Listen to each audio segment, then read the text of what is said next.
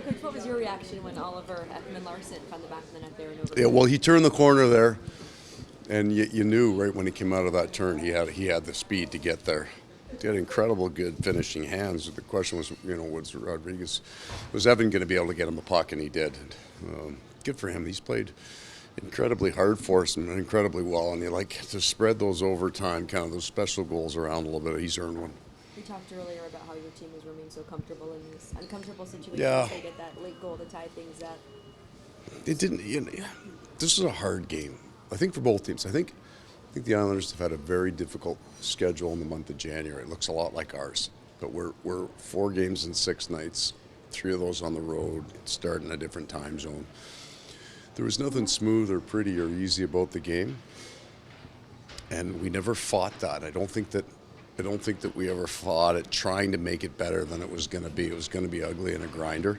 So when they tied it at the end, it wasn't, just wasn't the end of the job. We had to kind of keep pushing. What did you like most about the overall defensive game?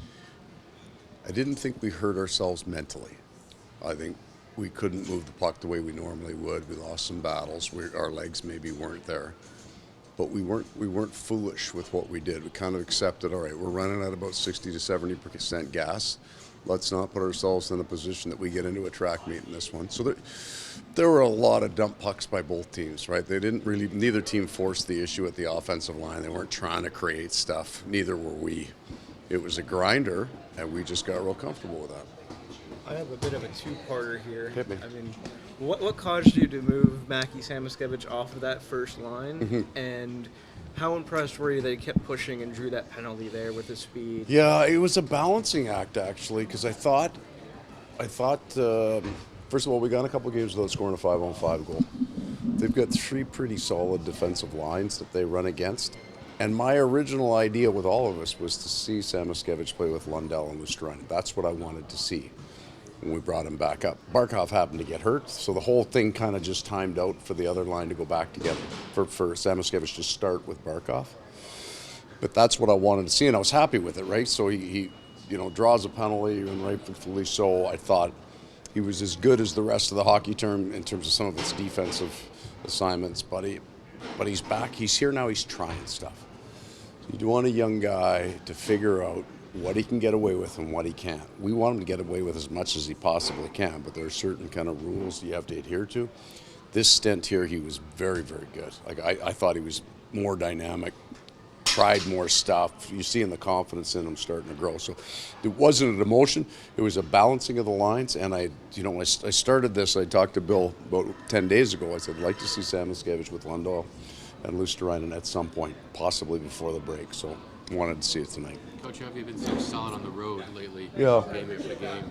There wouldn't be a lot of pieces of our game that weren't right. So the last 2 are power play scored goals for us, and our goaltending has been very, very strong on the road. But we've had nights, I guess in Pittsburgh the other night, penalty kill, it was 15 minutes. Penalty kill time was brilliant. So, and the nights that those 2 units have been quiet, our 5-on-5 games has been good. So it's kind of whatever the game presented us, we've had an answer to it in part of our game. I mean, how important is it to have a team that can win in so many different aspects there? Well, you want to be able to handle speed teams and rush teams, I think, primarily because when you get, when you're prepping for your playoff game, the teams that make the playoffs have a tremendous amount of speed, I think, first and foremost. So you want to be able to handle that. And then you got to be able to win the game on the walls, because then the playoff game eventually takes fast teams and it puts them on the wall. So being able to kind of grind some of these out, win some of the track meets, have confidence in your special teams is important. How would you assess where your team is entering the All-Star break? Happily tired, right? They're tired. So we get a 3-day, the Christmas break the entire league gets. And really for us, we haven't had 2 consecutive days off at home without a game since December 4th and 5th. It's a tired hockey team.